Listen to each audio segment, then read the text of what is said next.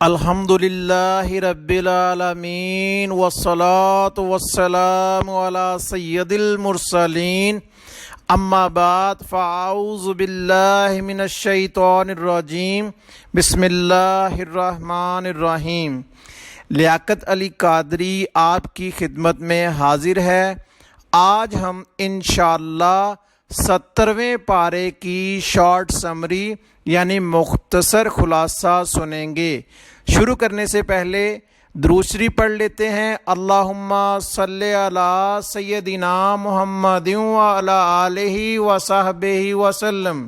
اللہ سبحانہ و تعالی قرآن کریم کی عظمت بیان کرتے ہوئے سورہ حجر کی آیت نمبر 9 میں فرماتا ہے، بے شک ہم نے اس قرآن کو نازل کیا ہے اور بے شک ہم خود اس کی حفاظت کرنے والے ہیں۔ قرآن کریم کے فضائل کے بارے میں بخاری شریف میں حضرت عثمان غنی رضی اللہ تعالی عنہ سے روایت ہے، نبی اکرم صلی اللہ علیہ وآلہ وسلم نے ارشاد فرمایا، تم میں سے بہتر وہ شخص ہے جو قرآن سیکھے اور سکھائے۔ 70ویں پارے یعنی پارہ 17 کا آغاز سورۃ الانبیاء سے ہوتا ہے۔ یہ مکہ مکرمہ میں نازل ہوئی۔ اس میں 7 رکوع اور 112 آیات ہیں۔ اس صورت میں کثرت سے انبیاء علیہم السلام کا ذکر ہے، اس وجہ سے اسے سورہ انبیاء کہتے ہیں۔ اس سورہ مبارکہ میں مرکزی طور پر اسلام کے بنیادی عقائد جیسے توحید، نبوت و رسالت، قیامت کے دن دوبارہ زندہ کیے جانے اور اعمال کی جزا و سزا ملنے کو دلائل کے ساتھ بیان کیا گیا ہے۔ اس کی ابتدا میں قیامت کا وقوع، لوگوں کا حساب قریب ہونے اور لوگوں کے حساب کی سختیوں اور دیگر چیزوں سے غافل ہونے کا ذکر ہے۔ مکہ کے مشرکین کی طرف سے نبی کریم صلی اللہ علیہ وآلہ وسلم کی نبوت کا انکار کرنے کا سبب بیان کیا گیا کہ وہ آپ صلی اللہ علیہ وآلہ وسلم کو بھی اپنی طرح کا عام بشر سمجھتے تھے۔ اس سورہ مبارکہ کے آخر میں بیان کیا گیا کہ سید المرسلین صلی اللہ علیہ وآلہ وسلم سب جہانوں کے لیے رحمت بن کر آئے اور ان کی طرف یہ وحی کی گئی ہے کہ معبود صرف اللہ تعالی ہے اور اس کا کوئی شریک نہیں۔ اللہ تعالیٰ اپنے حبیب صلی اللہ علیہ وآلہ وسلم اور ان کے دشمنوں کے درمیان فیصلہ فرما دے گا اور کفار کی تہمتوں اور بہتانوں کے مقابلے میں اللہ تعالیٰ اپنے حبیب صلی اللہ علیہ وآلہ وسلم کا مددگار ہے۔ اللہ سبحانہ و تعالیٰ 70ویں پارے کی پہلی آیت اور سورہ انبیاء کی پہلی آیت میں قیامت کا ذکر کرتے ہوئے فرماتا ہے، لوگوں کا حساب قریب آ گیا اور وہ غفلت میں منہ پھیرے ہوئے ہیں۔ کافروں کی غفلت اور ان کے خفیہ مشوروں کا ذکر کرنے کے بعد اللہ سبحانہ و تعالیٰ فرماتا ہے کہ یہ کافر خیال کرتے ہیں کہ یہ قرآن نبی کریم صلی اللہ علیہ وآلہ وسلم کے جھوٹے خواب ہیں، بلکہ خود انہوں نے اپنی طرف سے بنا لیا ہے، یا یہ شاعر ہیں۔ اگر یہ نبی ہیں تو ہمارے پاس کوئی نشانی لائیں جیسے پہلے رسولوں کو بھیجا گیا تھا۔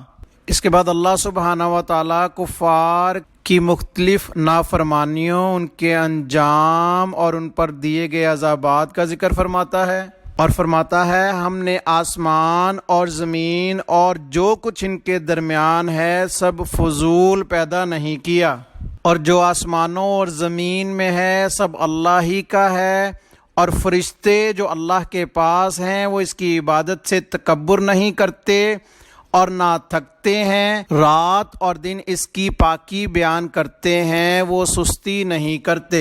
کے بعد مشرکین کے شرک کا ذکر ہے، ان کے مختلف باطل عقائد اور ان کا رد بیان فرمایا گیا ہے۔ پھر اللہ سبحانہ و تعالیٰ فرماتا ہے کہ اللہ سبحانہ و تعالیٰ نے زمین میں مضبوط پہاڑ قائم کر دیے تاکہ زمین جم جائے، ٹھہری رہے اور غیر متوازن حرکت نہ کرے، اور لوگ اس پر آرام و سکون کے ساتھ چل سکیں، اور اللہ تعالیٰ نے اس میں کشادہ راستے بنائے تاکہ لوگ اپنے سفروں میں راستہ پا لیں اور جن مقامات کا ارادہ کریں وہاں تک پہنچ سکیں۔ اور اللہ سبحانہ و تعالیٰ نے آسمان کو ایک محفوظ چھت بنایا، اور وہی ہے جس نے رات اور دن اور سورج اور چاند کو پیدا کیا، سب ایک گھیرے میں تیر رہے ہیں۔ کفار نبی کریم صلی اللہ علیہ وآلہ وسلم کی وفات کا انتظار کرتے رہتے تھے۔ اللہ سبحانہ و تعالیٰ نے فرمایا، اے حبیب صلی اللہ علیہ وآلہ وسلم، کیا اگر آپ انتقال فرما جائیں تو یہ لوگ ہمیشہ رہیں گے اور انہیں موت کے پنجے سے رہائی مل جائے گی؟ جب ایسا نہیں ہے تو پھر وہ کس بات پر خوش ہوتے ہیں؟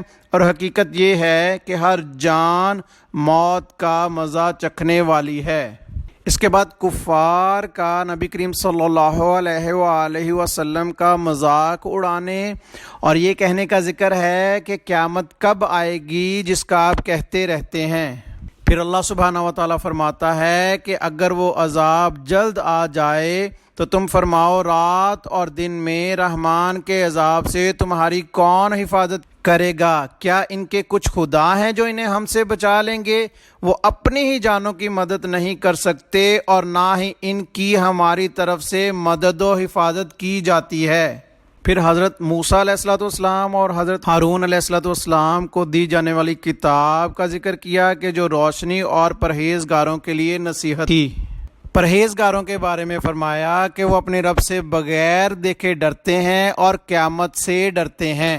پھر حضرت ابراہیم علیہ السلام کا ذکر فرمایا اور فرمایا کہ ہم نے ان کی ابتدائی عمر میں ہی بالغ ہونے سے پہلے ہی ان کو نیک راہ عطا کر دی تھی، اور ہم ان کے بارے میں جانتے تھے کہ وہ ہدایت اور نبوت کے اہل ہیں۔ اس کے بعد حضرت ابراہیم علیہ السلام کی اپنی قوم کے ساتھ ہونے والی گفتگو کا ذکر ہے۔ اس کے بعد اس واقعے کا ذکر ہے کہ جب حضرت ابراہیم علیہ السلام کی قوم اپنے میلے پر گئی تو آپ علیہ السلام ان کے بت خانے میں داخل ہوئے۔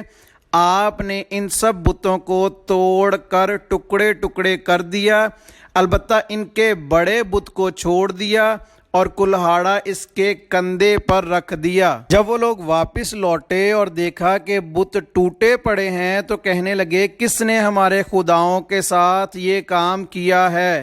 کچھ لوگ کہنے لگے، ہم نے ایک نوجوان کو دیکھا تھا کہ وہ انہیں برا بھلا کہہ رہا تھا، سنا ہے کہ اسے ابراہیم کہا جاتا ہے، ہمارا گمان ہے کہ یہ اسی نے کیا ہے۔ جب لوگوں نے حضرت ابراہیم علیہ السلام سے پوچھا تو آپ نے مناظرانہ شان سے بیان کیا کہ ہو سکتا ہے کہ اس بڑے بت کی موجودگی میں تم چھوٹے بتوں کو پوجتے ہو۔ تو اس نے غصے میں آ کر ان کو توڑ پھوڑ دیا، کیونکہ کلہاڑا اسی کے کندھے پر ہے، تم لوگ اسی سے پوچھ لو۔ وہ سمجھ گئے کہ حضرت ابراہیم علیہ السلام حق پر ہیں، لیکن ایمان لانے کی بجائے انہوں نے جھگڑا شروع کر دیا اور حضرت ابراہیم علیہ السلام سے کہنے لگے، تمہیں خوب معلوم ہے یہ بولتے نہیں ہیں، تو ہم ان سے کیسے پوچھیں؟ اور اے ابراہیم علیہ السلام، تم ہمیں ان سے پوچھنے کا کیسے حکم دیتے ہو؟ سیدنا ابراہیم علیہ السلام نے فرمایا، تو کیا تم اللہ کے سوا اس کی عبادت کرتے ہو جو نہ تمہیں نفع دیتا ہے اور نہ نقصان پہنچاتا ہے؟ تم پر اور اللہ کے سوا جن کی تم عبادت کرتے ہو ان پر افسوس ہے۔ پھر انہوں نے انتقام کے طور پر آپ علیہ السلام کو جلانے کا فیصلہ کیا۔ جب حضرت ابراہیم علیہ السلام کو آگ میں ڈالا گیا تو اللہ تعالیٰ نے فرمایا، اے آگ ابراہیم علیہ السلام پر ٹھنڈی اور سلامتی والی ہو جا۔ چنانچہ آگ کی گرمی زائل ہو گئی اور روشنی باقی رہی، اور اس نے ان رسیوں کے سوا اور کچھ نہ جلایا جن سے آپ علیہ السلام کو باندھا گیا تھا۔ پھر اس بات کا ذکر ہے کہ اللہ سبحانہ و تعالیٰ نے حضرت ابراہیم علیہ السلام اور حضرت لوط علیہ السلام کو نمرود اور اس کی قوم سے نجات عطا فرمائی، اور حضرت ابراہیم علیہ السلام کو حضرت اسحاق اور حضرت یعقوب علیہ السلام عطا فرمائے، اور حضرت لوط علیہ السلام کو حکومت اور علم دیا اور اسے اس بستی سے نجات بخشی جو گندے کام کرتی تھی، بے شک وہ برے لوگ نافرمان تھے۔ پھر حضرت نوح علیہ السلام کا ذکر فرمایا کہ انہوں نے اللہ سبحانہ و تعالیٰ کو پکارا تو اللہ سبحانہ و تعالیٰ نے ان کی دعا قبول کی اور انہیں اور ان کے گھر والوں کو بڑے غم سے نجات دی۔ پھر حضرت داؤد علیہ السلام اور حضرت سلیمان علیہ السلام کا ذکر فرمایا۔ پھر اس واقعے کا ذکر فرمایا کہ جب رات کے وقت کچھ لوگوں کی بکریاں کھیتی میں چھوٹ گئیں، ان کے ساتھ کوئی چرانے والا نہ تھا اور وہ کھیت کھا گئیں، تو یہ مقدمہ حضرت داؤد علیہ السلام کے سامنے پیش ہوا۔ آپ علیہ السلام نے تجویز کی کہ بکریاں کھیتی والے کو دے دی جائیں، کیونکہ بکریوں کی قیمت کھیتی کے نقصان کے برابر ہے۔ اس وقت حضرت سلیمان علیہ السلام کی عمر شریف 11 سال تھی۔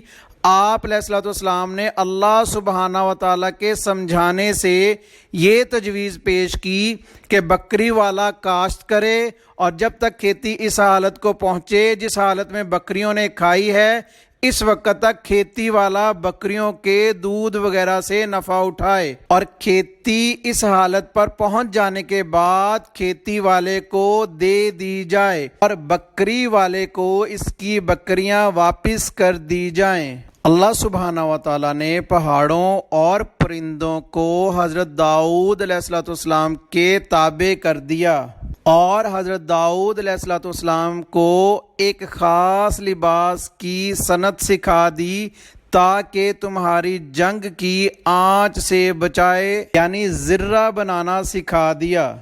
یہاں یہ بتاتا چلوں کہ حضرت ادریس علیہ السلام سلائی کا کام کیا کرتے تھے، حضرت نوح علیہ السلام بڑھائی یعنی لکڑی کا کام کرتے، حضرت ابراہیم علیہ السلام کپڑے کا، حضرت آدم علیہ السلام کاشتکاری کا، حضرت موسیٰ اور حضرت شعیب علیہ السلام بکریاں چرانے کا، حضرت صالح علیہ السلام چادر بنانے کا کام کیا کرتے تھے، اور ہمارے آقا دو عالم کے داتا صلی اللہ علیہ وآلہ وسلم نے اگرچہ بطور خاص کوئی پیشہ اختیار نہیں فرمایا، لیکن آپ صلی اللہ علیہ وآلہ وسلم نے بکریاں چرائیں، تجارت فرمائی اور کچھ دیگر کام بھی فرمائے ہیں۔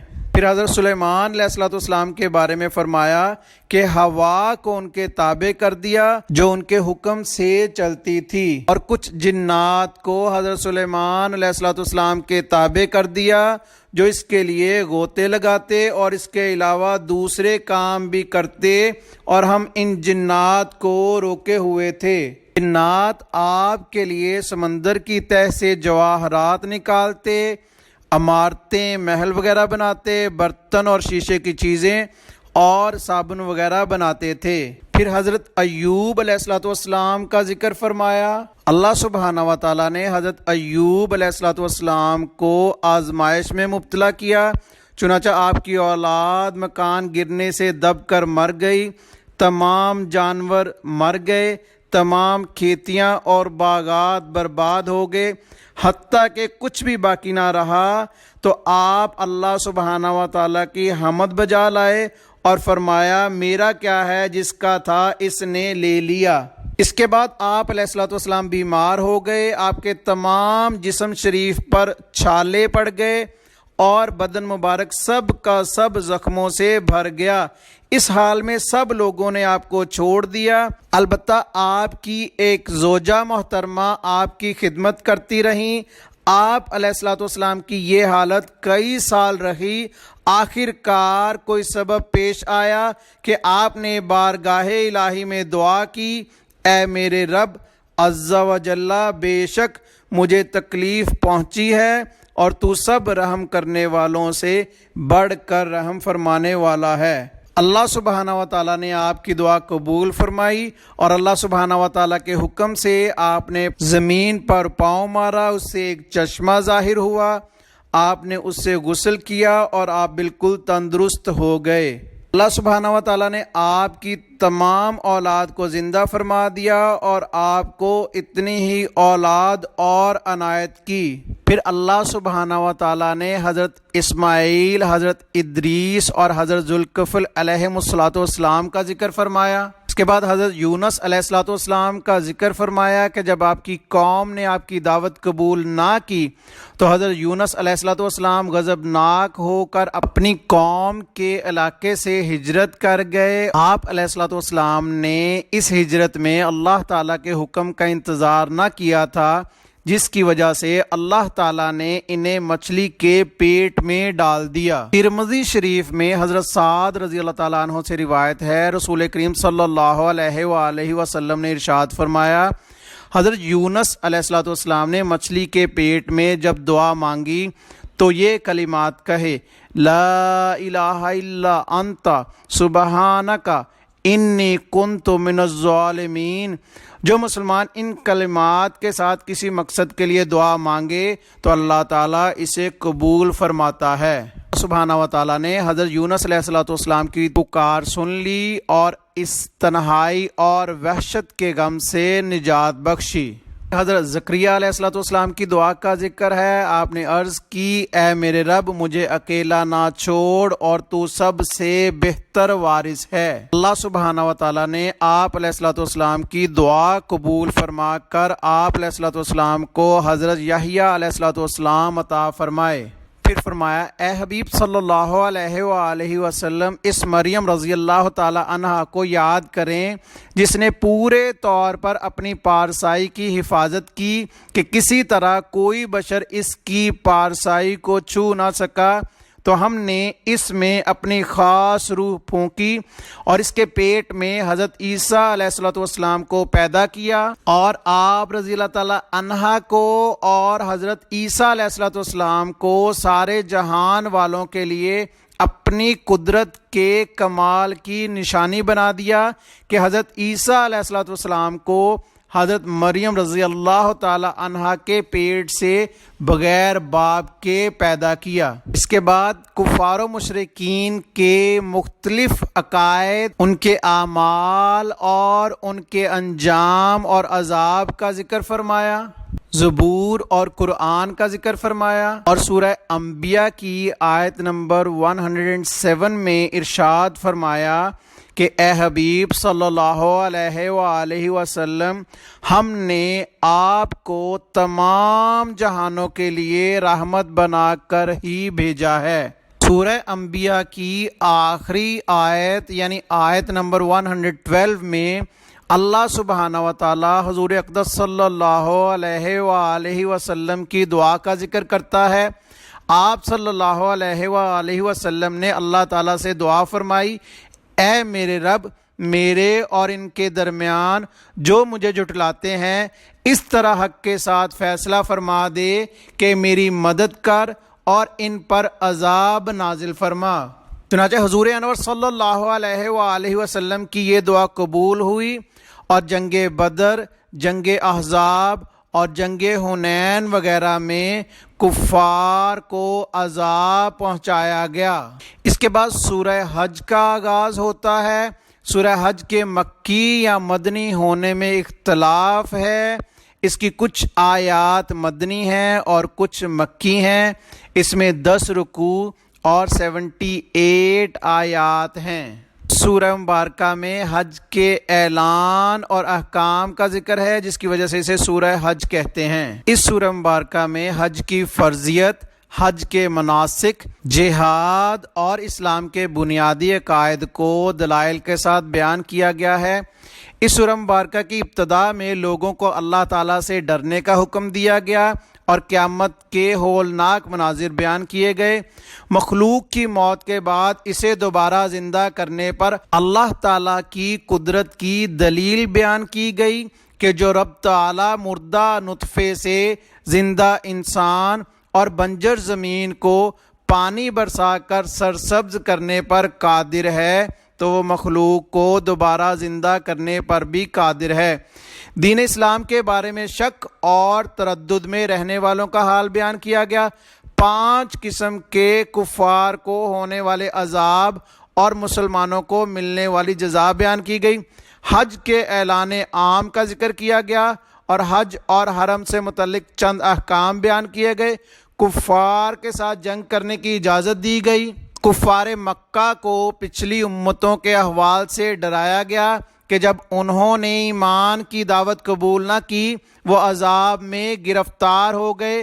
نبی کریم صلی اللہ علیہ وآلہ وسلم اور مسلمانوں کو اس بات پر تسلی دی گئی کہ وہ شیطان کی گمراہ کن باتوں سے نہ گھبرائیں، کیونکہ وہ ہر نبی اور رسول کی دینی سرگرمیوں میں ٹانگ اڑاتا رہا ہے اور اللہ تعالیٰ شیطان کی ہر سازش کو ناکام بنا دیتا ہے۔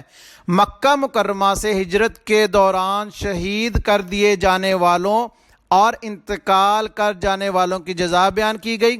قرآن پاک کی عظمت و شان بیان کی گئی اور یہ بتایا گیا کہ کفار و مشرکین قرآن مجید کو پسند نہیں کرتے اور وہ انبیاء و مرسلین علیہم الصلاۃ والسلام سے بغض رکھتے ہیں۔ اور آخر میں اس میں بتایا گیا کہ اللہ تعالیٰ نے چند فرشتوں کو دیگر فرشتوں پر اور چند انسانوں کو دیگر انسانوں پر فضیلت دی ہے۔ سورہ حج کی پہلی آیت میں اللہ سبحانہ و تعالیٰ ارشاد فرماتا ہے، اے لوگو اپنے رب سے ڈرتے رہو، بے شک قیامت کا زلزلہ بڑی سخت چیز ہے۔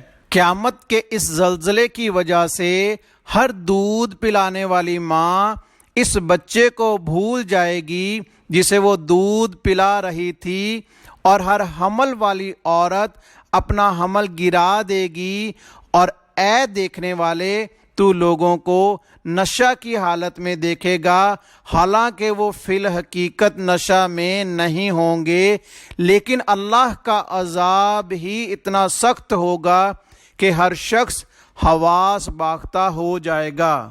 بعد مرنے کے بعد دوبارہ زندہ کیے جانے کے منکروں سے فرمایا، اگر تمہیں قیامت کے دن اٹھنے کے بارے میں کچھ شک ہو تو اس بات پر غور کر لو کہ ہم نے تمہاری نسل کی اصل یعنی تمہارے جد اعلیٰ حضرت آدم علیہ السلام کو مٹی سے پیدا کیا، پھر ان کی تمام اولاد کو منی کے قطرے سے، پھر جمے ہوئے خون سے کہ نطفہ گاڑھا خون ہو جاتا ہے، پھر گوشت کی بوٹی سے جس کی شکل بن چکی ہوتی ہے اور ادھوری بھی ہوتی ہے سے پیدا کیا۔ انسان کی پیدائش کا حال اس لیے بیان فرمایا گیا تاکہ ہم تمہارے لیے اپنی قدرت کو ظاہر فرمائیں اور تم اللہ تعالیٰ کی قدرت و حکمت کے کمال کو جان لو۔ اپنی پیدائش کے ابتدائی حالات پر نظر کر کے سمجھ لو کہ جو قادر برحق بے جان مٹی میں اتنے انقلاب کر کے جاندار آدمی بنا دیتا ہے، وہ مرے ہوئے انسان کو زندہ کر دے تو یہ اس کی قدرت سے کیا بعید ہے۔ بعد اللہ سبحانہ و تعالیٰ کفار اور ان کو دیے جانے والے عذابات اور مؤمنین اور ان کی جزا کا ذکر فرماتا ہے۔ کے بعد حضرت ابراہیم علیہ السلام کا کعبۃ اللہ کی عمارت کی تعمیر کا ذکر ہے۔ کعبہ معظمہ کی عمارت پہلے حضرت آدم علیہ السلام نے بنائی تھی، اور جب حضرت نوح علیہ السلام کی قوم پر طوفان آیا تو اس وقت وہ آسمان پر اٹھا لی گئی۔ پھر جب حضرت ابراہیم علیہ السلام کو کعبہ شریف کی عمارت دوبارہ تعمیر کرنے کا حکم دیا تو اللہ تعالیٰ نے اس مقام بتانے کے لیے ایک ہوا مقرر کی جس نے اس کی جگہ کو صاف کر دیا جہاں پہلے کعبہ معظمہ کی عمارت تھی۔ ایک قول یہ ہے کہ اللہ سبحانہ و تعالیٰ نے ایک بادل بھیجا جو خاص زمین کے اس حصے کے اوپر تھا جہاں پہلے کعبہ معظمہ کی عمارت تھی۔ اس کے بعد اللہ سبحانہ و تعالیٰ نے حج کے عام اعلان کا حکم دیا اور اپنی نعمتوں کا ذکر فرمایا۔ اس کے بعد حج کے احکامات اور قربانی کے احکامات ارشاد فرمائے اور فرمایا، اللہ کے ہاں ہرگز نہ ان کے گوشت پہنچتے ہیں اور نہ ان کے خون البتہ تمہاری طرف سے پرہیزگاری اس کی بارگاہ تک پہنچتی ہے، اور اللہ سبحانہ و تعالیٰ نے یہ جانور تمہارے قابو میں دے دیے۔ سورہ حج کی آیت نمبر 39 میں کفار کے ساتھ جنگ کرنے کی اجازت دی گئی ہے، اور یہ وہ پہلی آیت مبارکہ ہے جس میں یہ اجازت ملی۔ اور جہاد کی وجہ بیان کرتے ہوئے اللہ سبحانہ و تعالیٰ فرماتا ہے کہ یہ وہ لوگ ہیں جنہیں ان کے گھروں سے ناحق نکال دیا گیا، صرف اتنی بات پر کہ انہوں نے کہا ہمارا رب اللہ ہے، اور اگر اللہ سبحانہ و تعالیٰ آدمیوں میں ایک کو دوسرے سے دفع نہ فرماتا تو ضرور عبادت گاہوں، گرجوں اور کلیساؤں اور مسجدوں کو گرا دیا جاتا جن میں اللہ کا کثرت سے ذکر کیا جاتا ہے۔ پھر نبی کریم صلی اللہ علیہ وآلہ وسلم کے مقدس دل کو تسلی دیتے ہوئے اللہ سبحانہ و تعالیٰ فرماتا ہے، اور اگر یہ تمہاری تکذیب کرتے ہیں تو بے شک ان سے پہلے نوح کی قوم اور عاد اور سمود تکذیب کر چکے ہیں، ابراہیم کی قوم اور لوط کی قوم اور مدین والے اور موسیٰ علیہ السلام کی تکذیب کی گئی ہے۔ میں نے کافروں کو ڈھیل دی، پھر انہیں پکڑا تو میرا عذاب کیسا ہوا۔ کفار کی نافرمانیوں اور ان کی بستیوں پر عذاب کے نازل کیے جانے کا ذکر فرمانے کے بعد اللہ سبحانہ و تعالیٰ نبی کریم صلی اللہ علیہ وآلہ وسلم سے فرماتا ہے، تم فرما دو اے لوگو میں تو صرف تمہارے لیے کھلم کھلا ڈر سنانے والا ہوں۔ کے بعد اللہ سبحانہ و تعالیٰ شہداء کی شان میں فرماتا ہے، اور وہ جنہوں نے اللہ کی راہ میں اپنے گھر بار چھوڑے پھر قتل کر دیے گئے یا خود مر گئے تو اللہ ضرور انہیں اچھی روزی دے گا، اور بے شک اللہ سب سے اچھا رزق دینے والا ہے۔ وہ ضرور انہیں ایسی جگہ داخل فرمائے گا جسے وہ پسند کریں گے۔ کے بعد اللہ سبحانہ و تعالیٰ زمین و آسمان میں اپنی مختلف قدرتوں کا ذکر کرنے کے بعد فرماتا ہے، اور وہی ہے جس نے تمہیں زندگی بخشی، پھر وہ تمہیں موت دے گا، پھر تمہیں زندہ کرے گا، بے شک آدمی بڑا ناشکرا ہے۔ پھر اللہ سبحانہ و تعالیٰ نبی کریم صلی اللہ علیہ وآلہ وسلم کو ارشاد فرماتا ہے کہ ہر امت کے لیے ان کی اپنی ایک مخصوص شریعت تھی، تو آپ کے زمانے میں موجود دیگر ملتوں والے ہرگز آپ سے دین کے معاملے میں یہ گمان کر کے جھگڑا نہ کریں کہ ان لوگوں کی بھی شریعت وہی ہے جو ان کے آباء و اجداد کی تھی۔ وہ شریعتیں منسوخ ہونے سے پہلے سابقہ لوگوں کی شریعتیں تھیں، جبکہ اس امت کی جداگانہ اور مستقل شریعت ہے۔ پھر اللہ سبحانہ و تعالیٰ لوح محفوظ کا ذکر فرماتا ہے کہ بے شک آسمانوں اور زمین کی ہر چیز لوح محفوظ میں لکھی ہوئی ہے، اور بے شک ان سب چیزوں کا علم اور تمام موجودات کو لوح محفوظ میں لکھنا اللہ سبحانہ و تعالیٰ پر بہت آسان ہے۔ کے بعد اللہ سبحانہ و تعالیٰ ایک مثال کے ذریعے بتوں کی عبادت کا باطل ہونا بیان فرماتے ہوئے فرماتا ہے، اے لوگو ایک مثال بیان کی گئی تو اسے کان لگا کر سنو، بے شک اللہ کے سوا جن کی تم عبادت کرتے ہو وہ ہرگز ایک مکھی بھی پیدا نہیں کر سکیں گے، اگرچہ سب اس کے لیے جمع ہو جائیں، اور اگر مکھی ان سے کچھ چھین کر لے جائے تو اس سے چھڑا نہ سکیں گے۔ اللہ سبحانہ و تعالیٰ سورہ حج کی آیت نمبر 77 میں ارشاد فرماتا ہے، اے ایمان والو رکوع اور سجدہ کرو اور اپنے رب کی عبادت کرو اور اچھے کام کرو اس امید پر کہ تم فلاح پا جاؤ۔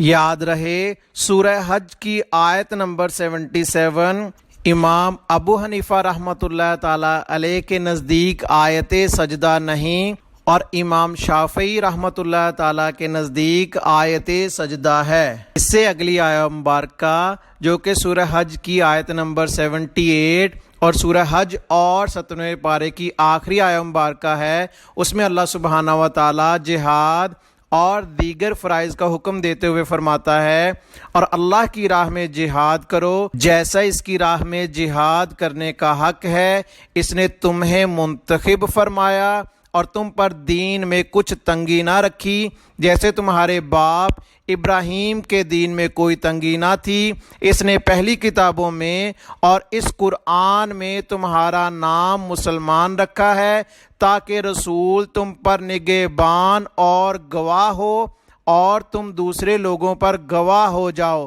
تو نماز قائم رکھو اور زکوٰۃ دو اور اللہ کی رسی کو مضبوطی سے تھام لو، وہ تمہارا دوست ہے، تو کیا ہی اچھا دوست اور کیا ہی اچھا مددگار ہے۔ اللہ سبحانہ و تعالی ہمیں 17ویں پارے کو سمجھنے، اس پہ عمل کرنے اور آگے پہنچانے کی توفیق عطا فرمائے۔ آخر میں درود شریف پڑھ لیتے ہیں۔ اللہم صلی علی سیدنا محمد وعلی آلہ وصحبہ وسلم۔